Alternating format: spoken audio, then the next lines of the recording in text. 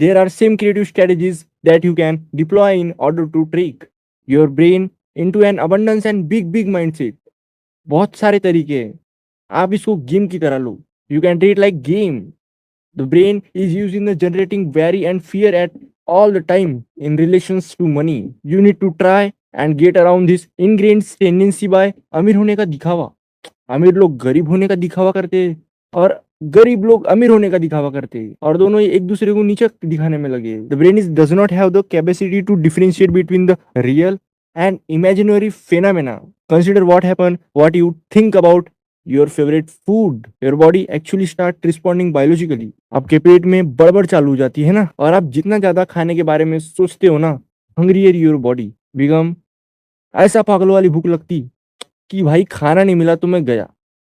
Likewise, the universe does not differentiate between the real and imaginary phenomena. So, you can use creative practice to trick yourself into thinking thought of wealth. और ये बहुत ध्यान से सुनना जो मैं बताने वाला हूँ. Trick 1, carry cash at all the time. ऐसा तभी हो सकता है जब आपको पता हो कि आपके वॉलेट में बहुत सारा पैसा है, और ये डिपेंड करता है कि आपके शरीर और आपका दिमाग बेटर तरीके से काम करे, राइट? वरना आप वॉलेट घर पे ही भूल जाते हो. It is depend upon you. In the same end, remember to tip 20% at all the time.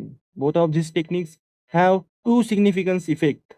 The first is that you will get into the mindsets of the same wealthy, as you will be used to constantly having enough cash and always tipping well. The second is that other people actually view you wealthy and start manifesting for you. They are also used to seeing you are having the money and become rich and associate your persons with you. Trick 2, hang out with the rich.